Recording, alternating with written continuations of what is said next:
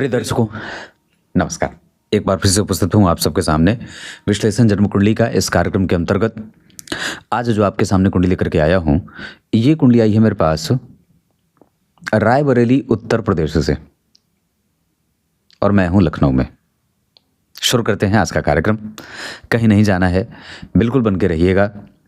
सबसे पहले किसी भी जातक की कुंडली में जब कभी भी आप उनकी पत्री देखना चाहते हों और देखने जा रहे हों, तो इस बात का बहुत अच्छे तरीके से अवलोकन कर लेना चाहिए कि उस व्यक्ति की कुंडली का पंचांग कैसा बना है।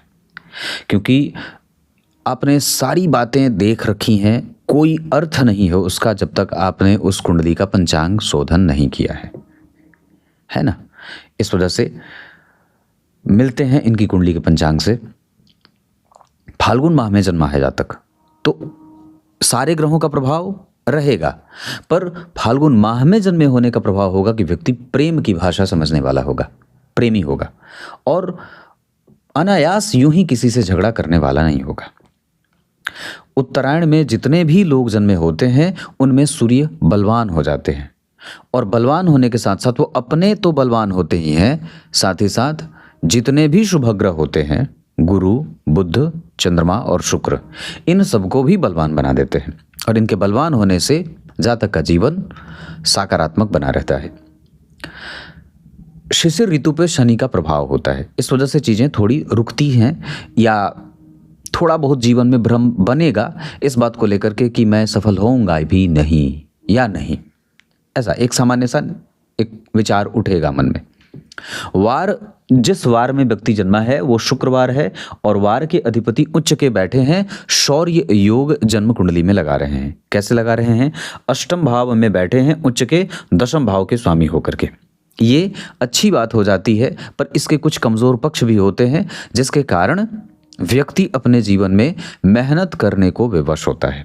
मेहनत करनी पड़ेगी। परवारेश अगर जन्म कुंडली के अष्टम भाव में बैठे हैं, मंगल के साथ बैठे हैं, तो हार्मोन गड़बड़ होगा, नेत्रों की समस्या हो सकती है। उसके साथ साथ व्यक्ति की जठराग्नि कमजोर हो सकती है, और कई बार उत्तेजित करने वाले भावों का जीवन में प्रभाव देखा जाता है। मतलब उत्तेजित, बहुत क्रोध, तात्क्षणिक क्रोध आए और फटाफट बोल देने वाला, मतलब होता है ना, जैसे तुरंत ही कुछ भी बोल देना। कुछ भी क्या मतलब, तुरंत ही आपे से बाहर होकर के बोल जाना।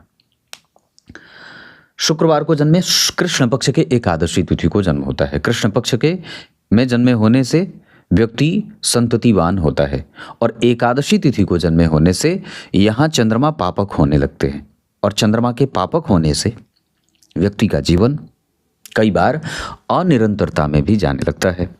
कृष्ण पक्ष के एकादशी तिथि के चंद्रमा जब पापक होंगे तो व्यक्ति के मन मस्तिष्क को आंदोलित करेंगे, कई बार उसे दुखी भी होते देखा जाता है। कृष्ण पक्ष के एकादशी तिथि के चंद्रमा व्यक्ति के जीवन में धन एक जैसा नहीं आने देते हैं, उसे कई बार सरकारी और प्राइवेट के मध्य झूलते हुए देखा जाता है। इतना ही नहीं, कई बार उसे कड़वी भाषा का इस्तेमाल करने वाला भी पुरुष बना देते हैं। मूल नक्षत्र में जन्म हुआ है, चंद्रमा धनु राशि में बैठे हैं। धनु राशि के बारे में थोड़ी व्याख्या करूंगा, पर मूल नक्षत्र के बारे में बता दूं। इसके जो स्वामी देवता हैं वो राक्षस हैं। मूल नक्षत्र के अधिपति कौन? राक्षस। और ऐसे लोग जो मूल नक्षत्र में जन्मे होते हैं वो सदैव किसी न किसी पीड़ा से ग्रसित होते हैं। कोई ना कोई रोग उन्हें लगा रहेगा, कभी आंखों की समस्या, कभी पाचन तंत्र की समस्या, कभी स्किन डिजीज हो जाए, कभी कुछ हो जाए, कभी मानसिक भ्रम हो जाए, विक्षिप्त भी हो जाते हैं। कई बार कोई भी काम करने चलते हैं तो उसमें रुकावट आए दिन देखने को मिल जाती है। तो ये मूल नक्षत्र का प्रभाव हो जाता है। उसमें भी धनु राशि, और मैंने क्या बात कही, मूल नक्षत्र, तो ओम नैऋतये नमः इस मंत्र का जप करना चाहिए। और साथ ही साथ अगर बात बन पड़े तो अपने जीवन में कुआं खोदवाना चाहिए। तालाब, पोखरा या कुआं, सबसे ज़्यादा अच्छी बात होगी कि कुआं व्यक्ति खुदवाए। सहतूत का वृक्ष लगा सकते हैं। धनु राशि में जन्मे हैं तो आपका जन्म कल्याण करने के लिए हुआ है। लोगों का, दूसरों का, अपने अतिरिक्त व्यक्ति सबके बारे में अच्छा सोचता है। स्वावलंबी, स्वाभिमानी, दार्शनिक, मददगार को मदद करने वाला, न्यायप्रिय, चिंतन करने वाला, राजनीति न करने वाला लेकिन राजनीतिज्ञों को मार्गदर्शन देने वाला धनु राशि है। न्यायप्रियता के सर्वोच्च शिखर पे जाकर के किसी के भी पक्ष विपक्ष में न जाकर के शुद्ध निर्णय देना। और समाज का प्रणेता होता है, बांधने वाला होता है सूत्र में। वो जब कभी भी हिंसा होगी उसको बड़ा डर लगता है, हिंसा वो नहीं करना चाहता। और सत्य बोलने वाला होता है, प्रसिद्ध होता है, लेखक हो जाए, कवि हो जाए, तर्क करने वाला, दार्शनिक हो जाए, उसका चिंतन बड़े ही ऊंचे लेवल का होता है। वो व्यक्ति जो चिंतन करे, समाज का कोई सामान्य व्यक्ति उसकी चिंतन को समझ ना पाए। उसकी दार्शनिकता इतने ऊंचे स्तर वाली होती है कि सामान्य व्यक्ति उस दर्शन को समझ और जान नहीं पाता है। धनु राशि मूलतया जांघों को प्रदर्शित करने वाली राशि है और ये राशि पृष्ठोदयी राशि है, पीठ की तरफ से उदय होने वाली देवगुरु बृहस्पति की मूल त्रिकोण राशि है। स्वावलंबी तो इतना कि किसी के पीछे भूखों मर जाए पर जाए नहीं। उसको सबसे ज़्यादा डर अगर कभी लगता है तो इस बात का लगता है कि हे परमात्मा, उसे कभी किसी से कुछ मांगना ना पड़े। ये धनु राशि है। लक्ष्य प्राप्ति के लिए वो सदैव अनवरत मेहनत करने वाला होता है, दूसरों की कॉपी कर लेने वाला होता है, झट से ही दूसरों के विचारों को चुरा करके उसको अपनापन दे देता है और इतना प्रेम से भरा हुआ, सबके सत्कार में बिछ जाने वाला, सबके लिए तत्पर रहने वाला, उच्ची मानसिकता का श्रेष्ठ पुरुष होता है। ये धनु राशि है। और एक बात और है कि इस राशि के स्वामी देवगुरु बृहस्पति होते हैं और अगर आपकी कुंडली में राशि के अधिपति ही उच्च के हो जाएं या बलवान हो जाएं तब तो कहना ही नहीं है कि ये कितनी अच्छी बात हो जाती है। यहाँ देवगुरु बृहस्पति नीच के बैठे हैं, जिनका नीच भंग हो रहा है, मतलब ये सारी चीजें होंगी छोटे मोटे कंपटीशन के साथ। तो ये मैंने आपकी कुंडली के पंचांग से आपका परिचय, हाँ ठीक है, पंचांग से आपका परिचय कराया है। मूल नक्षत्र है, बात बन पड़े तो क्या बोलते हैं कि पीपल के वृक्ष की जड़ या गुलाब के पौधे की जड़, या तो सबसे बढ़िया रहेगा चिरचीटे के पौधे की जड़ अपने गले में धारण करें रविवार को। ब्राह्मण को अनाज देना और साथ ही साथ शनिवार को पीपल की परिक्रमा करना इस कुंडी के समस्त दोषों का समन करने वाली होगी। क्षत्रिय वर्ण होगा और राक्षस गण होगा, तो क्षत्रियत्व का गुण है और कभी कभी राक्षस भी है। तो ब्राह्मण वर्ण में जन्म लिए, मतलब कुल परंपरा से अगर ब्राह्मण में जन्म हुआ, पूर्व जन्म के प्रारब्ध के बल पर अगर ब्राह्मण में जन्म हुआ, लेकिन अगर क्षत्रियत्व का गुण आ रहा है लग्न और नक्षत्र के आधार पर, तो क्षत्रिय गुण से प्रभावित होने के कारण या क्षत्रिय वर्ण में जन्म लेने के कारण व्यक्ति में रजस तत्व की प्रधानता बढ़ जाएगी और राक्षस गण में जन्म लेने के कारण व्यक्ति तमस तत्व की प्रधानता से भी प्रभावित होगा। तो क्या बात बनी, एक तरफ शुद्धता, एक तरफ राजसिक तत्व, एक तरफ सत्व, दूसरी तरफ रजस और तीसरी तरफ तमस तत्व, तीनों का समावेश जीवन में देखने को मिल रहा है। इसका आधार बनेगा कि हमें अपने इन तीनों तत्वों से, जैसे भगवान त्रिगुणातीत हैं, वो तीनों गुणों से मुक्त हैं, जिनके जो कभी किसी गुण से प्रभावित नहीं होते, तो तमस तत्व से उठ करके रजस तत्व की यात्रा करें और रजस तत्व से उठ करके सत्व तत्व की यात्रा करें और फिर तीनों से उठ करके त्रिगुणातीत हो जाएं। होना संभव नहीं होता, पर होने की कोशिश सबको करनी चाहिए। जहां आप किसी चीज से बंधे नहीं हैं, किसी भी एक विचार से बंधे नहीं हैं, किसी भी सुख और दुख से बंधे नहीं हैं, हर एक चीज को आप एक दृष्टि से देख रहे हैं, किसी की बुराई आप पीठ पीछे नहीं कर रहे और हमेशा सबको एक जैसा देखने की दृष्टि रखना ही ऐसा होता है। कुंडली पे लेके आता हूं, ये आपकी कुंडली का पंचांग था। सिंह लग्न की कुंडली बनती है, लग्नेश लग्न को देख रहे हैं तो आयु संपन्न और शुद्ध संपन्न बना है, शुद्ध व्यक्ति रहता है, मतलब शुचिता का पालन करने वाला, सफाई पसंद इंसान होता है, नियम से जीवन को जीने वाला होता है। लग्न पे राहु का भी प्रभाव होगा, लग्न पे शनि का भी प्रभाव होगा। लग्नेश बुध के साथ बैठे हैं जो लाभ भाव के साथ साथ द्वितीय भाव के स्वामी होते हैं और केतु से दृष्ट हैं। तो लग्न पे सूर्य बुध दो ग्रह, लाभेश लग्न को देख लिए तो महत्वाकांक्षा रहेगी। राहु मेष राशि में बैठ के देख रहे हैं जो इस कुंडली के योग कारक ग्रह होते हैं। तो केंद्र त्रिकोण गो राहु स्थितः सतो सतः, केंद्र और त्रिकोण के राहु अपनी दशा काल में या वैसे भी बहुत ही मजबूत परिणाम देते हैं। तो राहु भी अच्छे हो गए। लग्न पे सिंह राशि को राहु पसंद करते हैं, मैंने इस पे कार्यक्रम बहुत बार राहु पे बनाया है अपने मेन चैनल पे। तो राहु मेष राशि में बैठ करके मंगल की राशि में बैठे हैं, मंगल उससे तात्क्षणिक नजदीक बैठे हैं, भाव की सुरक्षा कर रहे हैं। और उच्च की राशि के साथ या उच्च के ग्रह के साथ बैठा कोई ग्रह अपना भी बल बढ़ा देता है। तो यहाँ पे मंगल अष्टम भाव में बैठे हैं जिनका एक जो बाय नेचर जो निगेटिविटी रहेगी वो स्वास्थ्य में रहेगी, चोट चपेट की घटनाएं दुर्घटना रहती है। कई बार व्यक्ति को कम पैसों पर मेहनत करनी पड़ती है, मतलब खुद को सिद्ध करना पड़ता है। लेकिन राहु बहुत अच्छे बैठे हैं, लग्न पे अच्छी दृष्टि जा रही है और शनि की दृष्टि लग्न पे है। तो शनि सूर्य राहु सारे जन्म कुंडली के लगभग ग्रह 4 ग्रह जो हैं वो जन्म कुंडली के लग्न को देख रहे हैं। और लग्नेश पर भी जन्म कुंडली में ग्रहों का प्रभाव है। लग्नेश सूर्य जिसके ठीक पीछे गुरु और ठीक आगे शुक्र। तो लग्नेश कहाँ आ गए? शुभकर्त्री में। शुभकर्त्री में आ गए ना जी, एक तरफ आगे शुक्र बैठ गए, दूसरी तरफ गुरु बैठ गए। और जरा ध्यान से देखिए तो लग्न और लाभ का संबंध जन्म कुंडली के व्यापार भाव से हो रहा है। तो व्यक्ति की महत्वाकांक्षा या तो प्राइवेट सेक्टर से हो, मतलब नौकरी से, प्राइवेट नहीं, या तो नौकरी से या तो फिर अपने स्वतंत्र व्यापार से। तो इन दोनों चीजों की तरफ आपको दिमाग लगाना चाहिए। इसके अतिरिक्त कला की समझ बड़ी अच्छी होती है, कला को जानना व्यक्ति बड़ा उसे अच्छा लगता है, सरलता से बड़ी हृदयंगम कर लेता है। लग्न पे सूर्य बुध का प्रभाव व्यक्ति को बुद्धिमान और तार्किक बनाएंगे, पर इनका तर्क इनकी पत्नी के कई बार से ज़्यादा नहीं होता, पत्नी से हार मान जाता है। तो यहाँ तर्क जो है वो पत्नी को मिल जाता है। लग्न पे शनि की दृष्टि चूंकि गंभीर और दीर्घ आकार के ग्रह होते हैं तो थोड़ा विलंब होगा।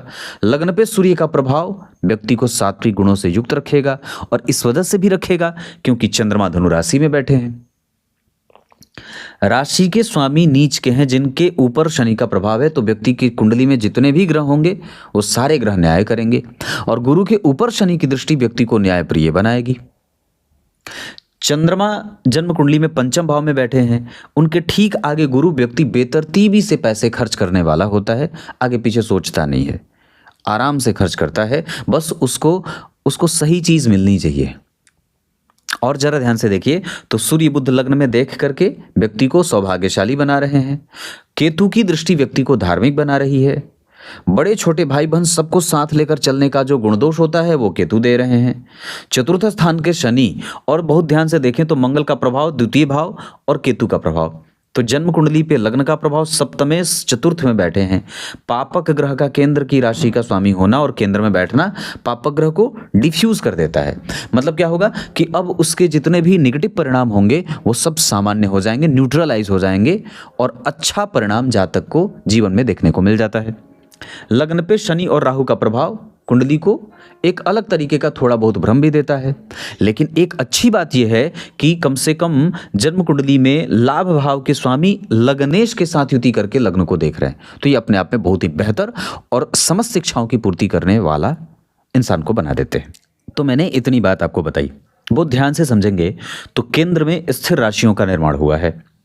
नवांश कुंडली के केंद्र में भी स्थिर राशि का निर्माण हुआ है। इसका अर्थ ये होता है कि अगर किसी भी जातक की कुंडली के केंद्र में स्थिर राशियों का निर्माण हुआ है तो उसके जीवन की जो प्रगति होगी वो धीरे धीरे पर मजबूत होगी और जातक के जीवन को सुदृढ़ता प्रदान करने वाली ही होगी। यहाँ पे आपको कोई बहुत ज़्यादा अचानक से ऊंचाई नहीं मिलेगी, लेकिन हाँ जो मिलेगी उसमें गंभीरता और स्थिरता दोनों एक साथ देखने को मिलेंगी। यहाँ आप धन के लिए कई बार किसी दूसरे के पीछे भागना नहीं चाहेंगे, क्योंकि एक तरफ आपका स्वाभिमानी होना आपको रोकेगा और दूसरी तरफ आपका कर्मठ होना आपको रोकेगा, है ना। आप कर्मठ हैं और आपको विश्वास है कि आप जो करेंगे वो सही करेंगे, निर्णय बिल्कुल सही है। और वो इसलिए क्योंकि जन्म कुंडली में लग्न पे लग्नेश की दृष्टि, मंगल जन्म कुंडली में अपनी राशि की तरफ बढ़ रहे हैं और जन्म कुंडली में स्थिर राशियों का निर्माण। निर्णय लेने में इस वजह से भी व्यक्ति को सहायता मिलेगी क्योंकि लग्न पे सूर्य और बुध जैसे दो अच्छे ग्रहों की दृष्टि जा रही है। व्यक्ति के जीवन में स्थिरता और गंभीरता इस वजह से भी रहेगी क्योंकि लग्न पे स्थिर कारक, स्थिर प्रतिनिधित्व देने वाले शनि की दृष्टि है। बहुत गंभीरता से अगर विचार करें तो किसी भी अवस्था में लग्नेश अगर जन्म कुंडली में केतु से दृष्ट होते हैं तो व्यक्ति अपने अनुभवों से बहुत सारी चीजें सीख जाने वाला होता है। वो दूसरों की गलतियों से भी सीखने वाला होता है। उसकी छोटी छोटी आंखें भविष्य की तरफ एकटक दृष्टि से देखने वाली होती हैं। वो कभी भी किसी भी गलती को दोबारा दोहराना बिल्कुल भी नहीं चाहता है। अगर ऐसा नहीं है तो फिर आपको अपने आप में बदलाव करने की आवश्यकता है। अगर छोटा सा विश्लेषण आप दशमांसा चक्र को देखेंगे तो केंद्र में द्विस्वाभाविक राशि का निर्माण हुआ है। द्विस्वाभाविक राशि का निर्माण होगा, इसका अर्थ होगा कि जहां व्यक्ति का दाम्पत्य और कुंडली के ग्रह एक साथ आगे एक दूसरे को सपोर्ट करेंगे। व्यक्ति का व्यक्तित्व और दाम्पत्य में आने के बाद दोनों एक साथ जीवन को आगे बढ़ाएंगे।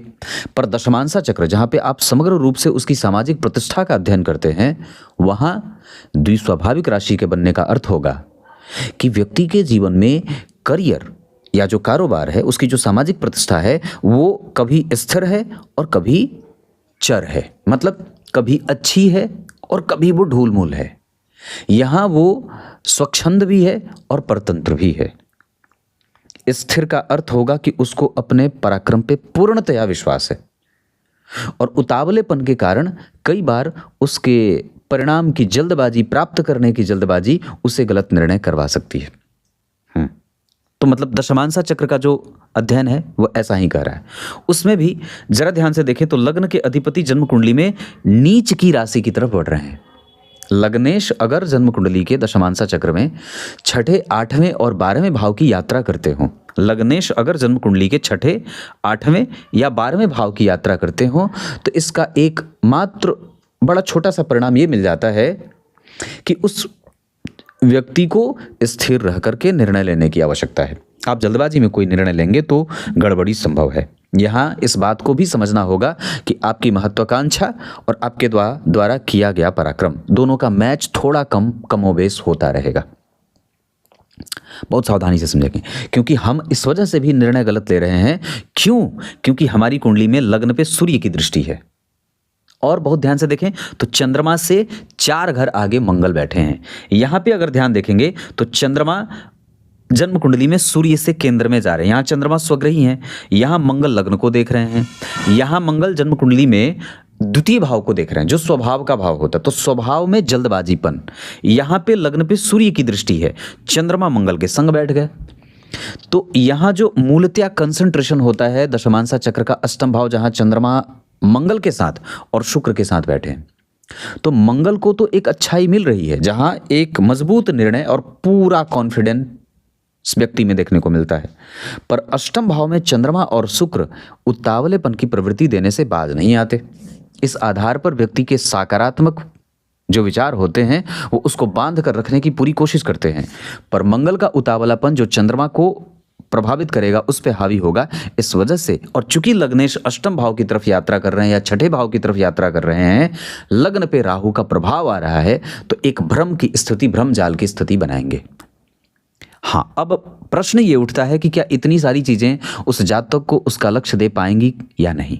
तो 12वें भाव, एकादशवें भाव का स्वामी जन्म कुंडली में चंद्रमा उस भाव से केंद्र में और जन्म कुंडली में उच्चाभिलाषी है, मतलब उच्च की राशि की तरफ बढ़ रहे हैं। मंगल भाग्येश होकर के भाग्य से तुरंत सटे हुए बैठे हैं। यहां भाग्य भाव का स्वामी केंद्र में बैठा, यहां भी केंद्र में। अब जरा ध्यान से देखें तो आपके कारोबार में आपके भाग्य का और आप जो चाहते हैं, जो आपकी इच्छा है, उससे ग्रहों का मेल कैसा है। तो एकादशवें भाव के स्वामी मंगल के साथ बैठ करके इस बात का प्रतिपादन कर रहे हैं, इस बात की तरफ इशारा कर रहे हैं कि हाँ, तुम्हें हार नहीं मानना है, मैं तुम्हें दूंगा।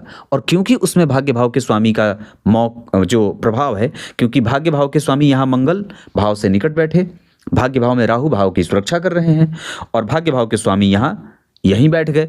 यहाँ पे शनि चतुर्थ भाव में बैठे हैं केंद्र के स्वामी होकर के, यहाँ भी जन्म कुंडली में केंद्र के स्वामी होकर के बैठ रहे हैं और वर्ग उत्तम है। तो सिद्धांत क्या निकला? भाव से ग्रह वर्ग उत्तम हुआ। यहाँ पे जो शनि बैठे हैं वो कहाँ बैठे हैं? सिंह राशि में बैठे हैं। यहाँ पे कहाँ बैठे हैं? सिंह राशि में बैठे हैं।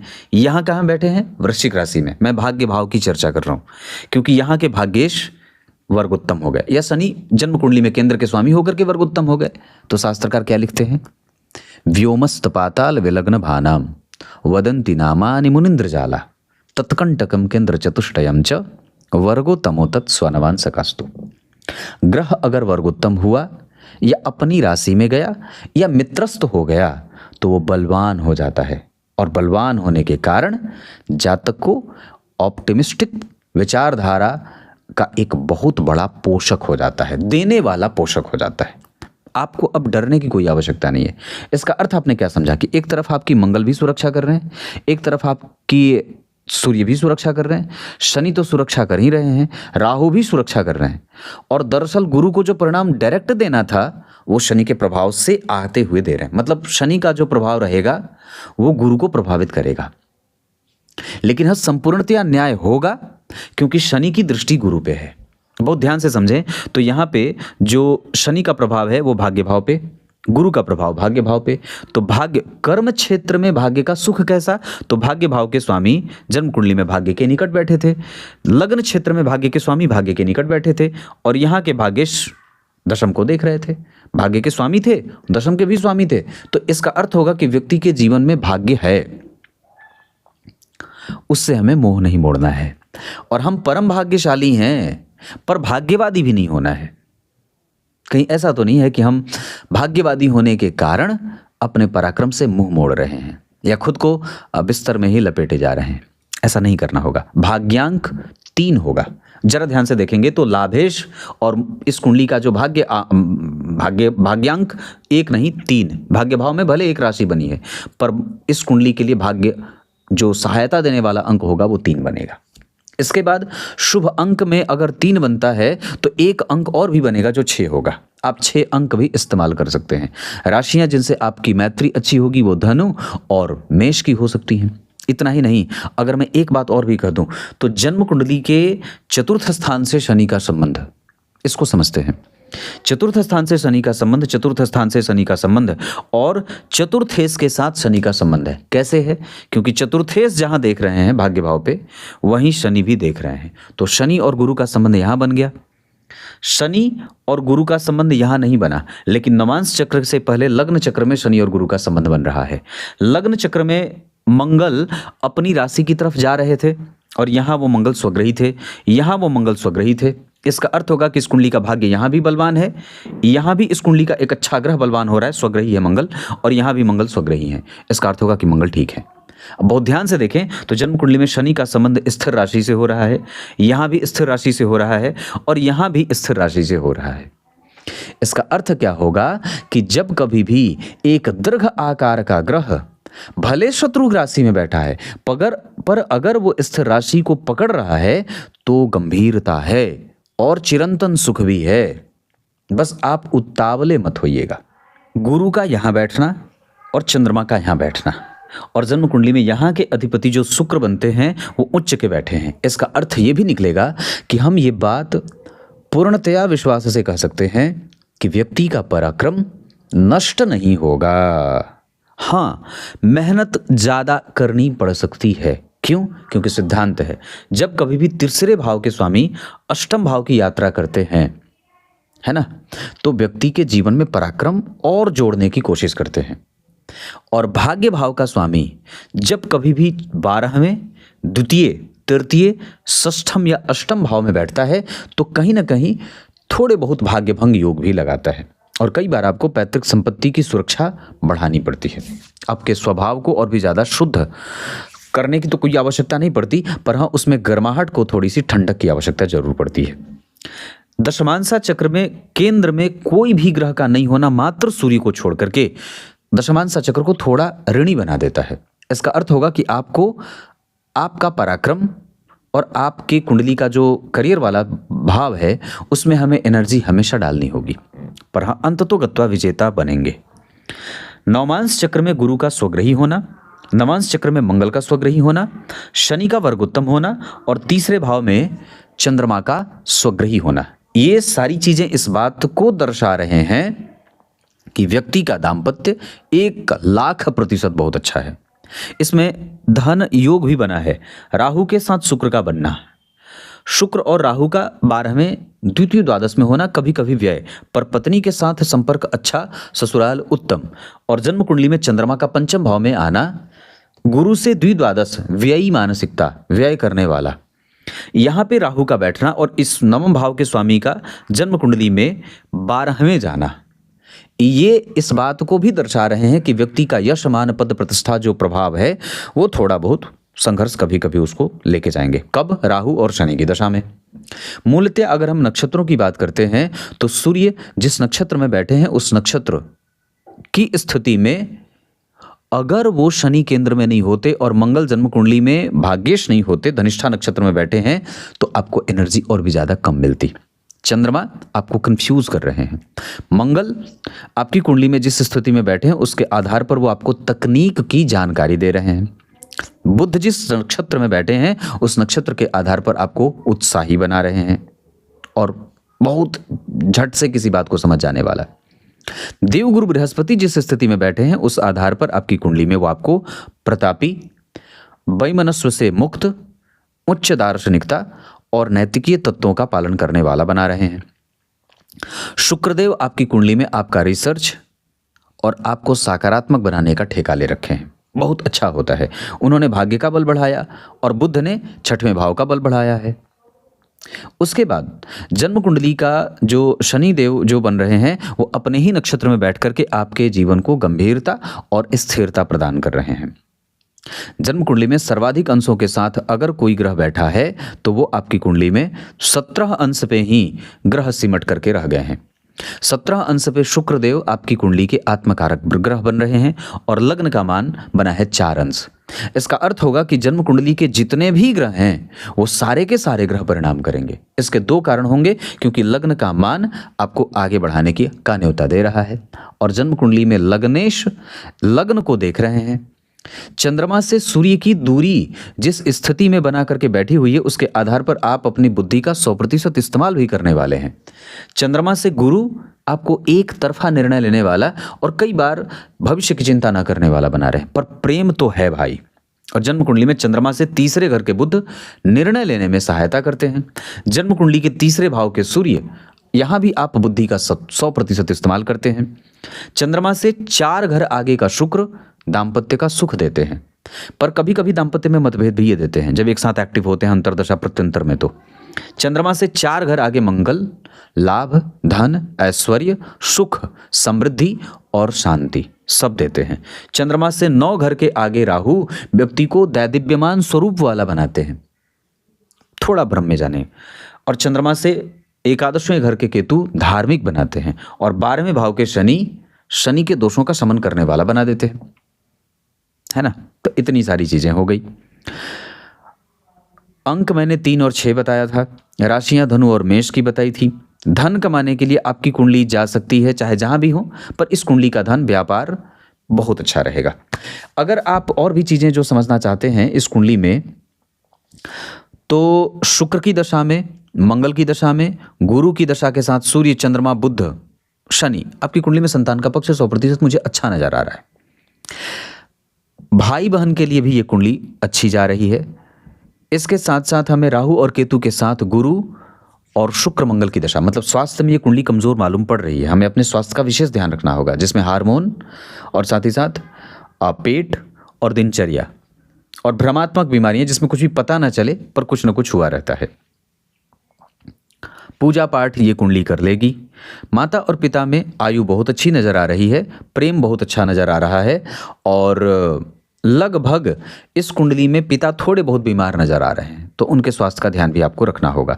होरा चक्र के आधार पर गुरु, शनि, राहु और केतु आपके पक्ष में खड़े हैं, जबकि सूर्य, शुक्र, मंगल, बुध और चंद्रमा थोड़े बहुत विपक्षी वाले परिणाम भी देंगे, अपनी दशा काल में मिले जुले परिणाम देने वाले बन रहे हैं। सूर्य आपकी कुंडली में 25%, चंद्रमा 100, मंगल भी 100, देवगुरु बुध जन्म कुंडली में 25%, देवगुरु बृहस्पति को और बलवान बनाने के लिए एकादशी और विष्णु सहस्त्र नाम का पाठ, पीपल की परिक्रमा, इन सभी चीजों को करना होगा। गाय की सेवा, गुरु मंत्र से दीक्षित होना। शुक्र देव का प्रभाव 100% परिणाम करेगा, जबकि शनि, राहु और केतु थोड़े बहुत संशयात्मक परिणाम देखने को कर सकते हैं। इतनी सारी चीजें हैं। रत्न अगर इस कुंडली में कुछ बनेगा तो वो गुरु का बनेगा। मेरे हिसाब से इस कुंडली के लिए गुरु का रत्न 100% अच्छा है। अन्यथा आप अगर चाहें तो इस कुंडली के लिए अगर कुछ पहनना हो, आप और भी कुछ अगर जाना चाहते हैं तो आपकी कुंडली मेरे हिसाब से सूर्य देवगुरु बृहस्पति का सबसे अच्छा रहेगा। देवगुरु बृहस्पति आप सदैव धारण कर सकते हैं, तो पुखराज आप धारण कर सकते हैं। नवग्रह कवच भी इस कुंडली को धारण करना चाहिए। हड्डियों की बीमारी इस कुंडली को परेशान कर सकती है। बालों से संबंधित समस्या भी इस कुंडली को परेशान कर सकती है। दांतों से संबंधित समस्या भी इस कुंडली को परेशान कर सकती है। जब कभी भी हमें सावधान होना होगा तो कब जन्म कुंडली में शुक्र और मंगल की दशा, क्योंकि दोनों अष्टम में बैठे हैं, और साथ ही साथ जब भी जन्म कुंडली में शनि और बुध एक साथ एक्टिव होते हों तब भी हमें सावधान होना होगा। ये कुंडली स्थिर राशि को लेकर के पैदा हुई है, इस वजह से स्थिरता व्यक्ति के जीवन का मूल सिद्धांत रहेगा। इतना ही नहीं, पंचम भाव में चंद्रमा और पंचमेश का नीच राशि में बैठ करके नीच भंग राजयोग बनाना, शनि और गुरु का प्रभाव इस कुंडली को आगे बढ़ाना और न्याय प्रिय बनाने में मदद करेंगे। भाई बहन माता पिता इन सब का प्रेम जातक 100% प्राप्त करेगा। जबकि जन्म कुंडली में अस्त ग्रहों के बारे में अगर विचार करते हैं तो सिर्फ बुध अस्त हुए हैं, जो अस्त होने के बावजूद भी परिणाम देते रहेंगे।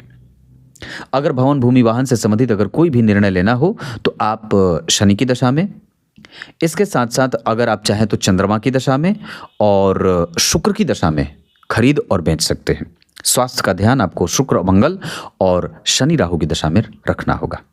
तब तक के लिए बहुत बहुत नमस्कार।